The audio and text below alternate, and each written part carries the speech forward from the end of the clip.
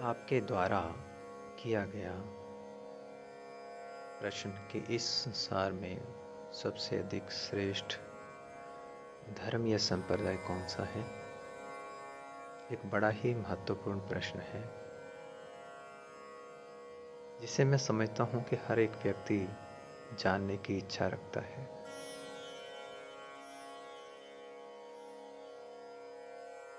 सर्वप्रथम हमें यह देखना होगा कि संसार में जितने भी मुख्य मुख्य धर्म संप्रदाय या मत निर्मित हुए हैं, वे उस ईश्वर की इच्छा से ही निर्मित हुए हैं। इसके पीछे मुख्य कारण ये है कि हर एक व्यक्ति के, प्राणी के अलग अलग कर्म होते हैं। पूर्व अनेक जन्मों में जो मनुष्य ने कर्म किए होते हैं, उसके अनुसार सबकी रुचि अलग अलग होती है, संस्कार अलग अलग होते हैं और उनका स्वभाव भी अलग अलग होता है, जिसके कारण के वो अलग अलग धर्म संप्रदाय, मार्ग या मत को चुनते हैं, उनको फॉलो करते हैं।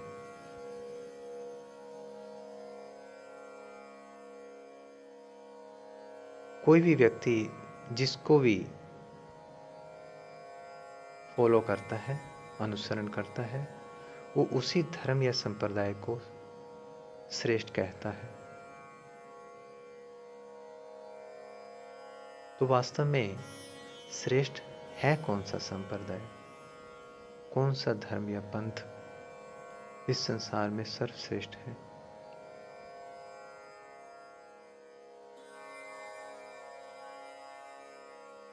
यदि हम इसका विवेचन करने लगे तो ये बहुत ही विवादात्मक चर्चा होगी, लेकिन हमें इससे परे हटकर देखना होगा।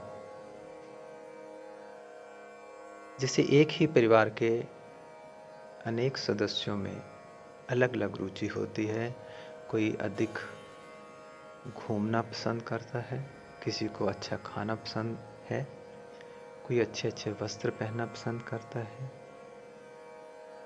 कोई घर बैठकर टीवी देखना पसंद करता है। इस प्रकार से एक ही परिवार के अलग अलग सदस्यों की उनके स्वभाव के अनुसार रुचि भी अलग अलग होती है।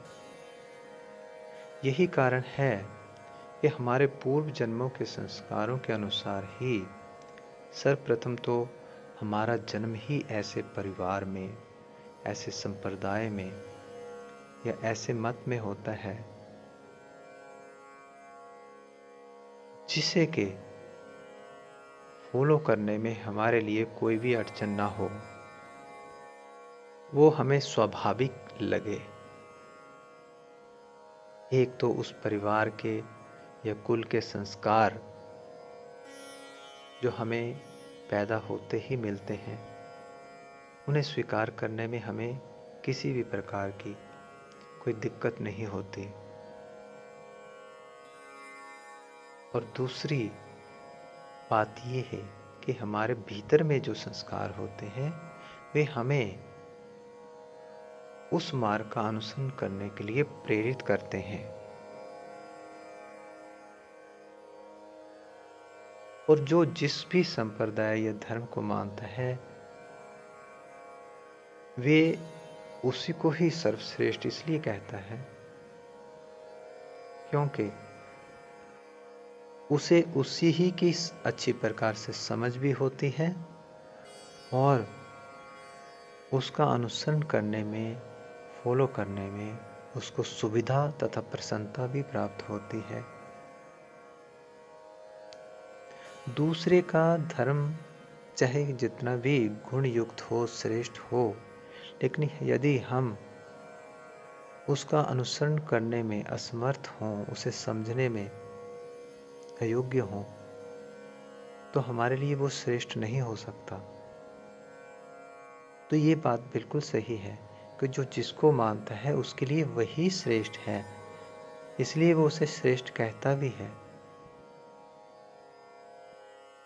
हम अपने पूर्व जन्म के संस्कारों को बदल नहीं सकते, लेकिन जैसे जैसे हमारी बुद्धि विकसित होती है, इस संसार में सोचने समझने की और सूक्ष्म निरीक्षण करने की हमारे में योग्यता आती है, तो हम कई बार अपने संस्कारों के आधार पर, बुद्धि विवेक के आधार पर किसी भी दूसरे संप्रदाय को भी फॉलो करने लग जाते हैं। वह इसलिए क्योंकि ईश्वर ने हमें कर्म करने का स्वतंत्र अधिकार दिया है। हम अपने कर्मों से ऊंचे पद को भी प्राप्त कर सकते हैं, और यदि चाहें तो हीन कर्म करके नीचे से नीचे भी गिर सकते हैं। इसकी हर एक प्राणी को ईश्वर के द्वारा स्वतंत्रता दी गई है। ये बात अलग है कि मनुष्य के अतिरिक्त बाकी सारी जितनी भी योनियां हैं वो भोग योनियां हैं। उनमें कर्म करने की स्वतंत्रता नहीं है, केवल कर्म भोगने की पराधीनता है।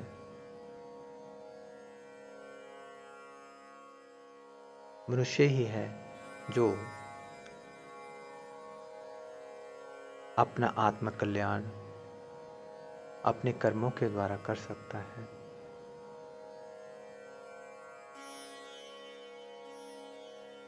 किसी भी विवाद में ना पड़ते हुए हमें ये सोचना आवश्यक है कि हर एक व्यक्ति के लिए उसका धर्म या संप्रदाय जिसे वह फॉलो करता है,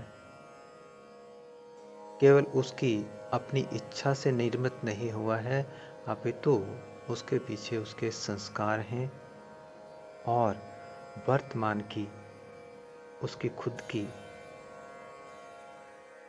सोचने समझने और निर्णय करने की स्वतंत्रता भी है।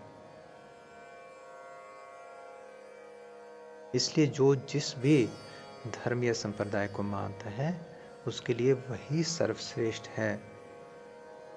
हाँ, ये बात अलग है कि अपने लिए जो धर्म मनुष्य चुनता है उसे सर्वश्रेष्ठ कहने का अधिकार है, लेकिन ये अधिकार बिल्कुल नहीं है कि वह दूसरे के धर्म को हीन या छोटा कहे, उसकी निंदा करे।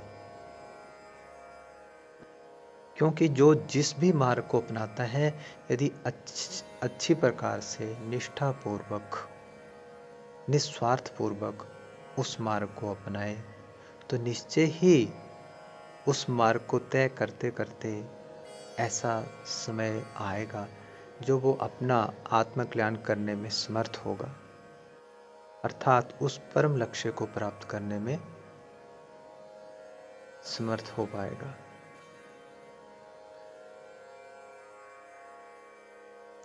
ऐसा भी देखने में आया है कि कुछ लोग एक संप्रदाय को छोड़कर दूसरे संप्रदाय या धर्म को फॉलो करते हैं, लेकिन इसमें किसी को अपने संप्रदाय या धर्म को फॉलो करने के लिए कोई प्रलोभन आदि नहीं देना चाहिए। किसी प्रकार की अनिच्छा से कोई यदि आपके संप्रदाय को फॉलो करता है तो उसके लिए वो कल्याण का मार्ग कदापि नहीं हो सकता। हाँ, यदि कोई अपनी इच्छा से, अपनी विचारधारा से, अपनी समझ से किसी भी संप्रदाय या धर्म का अनुसरण करता है तो उसके लिए वह स्वतंत्र है। क्योंकि जैसे जैसे इस संसार में हमारी योग्यता, हमारे कर्म करने का दायरा बढ़ता है, उस तरह से हमारी विचारधारा में परिवर्तन आता है, फिर हम कुछ भी करने में स्वतंत्र हो जाते हैं। लेकिन ध्यान हमेशा यही रखना चाहिए कि अपने धर्म या मजहब को श्रेष्ठ का हो, लेकिन दूसरे के किसी भी मजहब या धर्म संप्रदाय आदि को हीन मत कहो। सबके प्रति सद्भावना रखो, प्रेम रखो और कोई ऐसा कर्म ना करो जिससे दूसरे की भावना को आघात पहुंचे या किसी को पीड़ा हो। यदि हम एक दूसरे के प्रति प्रेम तथा सद्भावना रखेंगे, तभी एक अच्छे समाज, देश और विश्व का निर्माण होगा। इसलिए ये विवाद बिल्कुल नहीं है कि कौन सा धर्म, संप्रदाय, मत या विचारधारा श्रेष्ठ है। जो हमारे लिए बनी है, जिसको हम फॉलो करते हैं और जिसमें हमें प्रसन्नता होती है, और जो समाज में मान्य भी है, उसी विचारधारा को हमें फॉलो करना चाहिए। उसी में हमारा कल्याण है और उसी से हमें लक्ष्य की प्राप्ति भी संभव हो सकती है।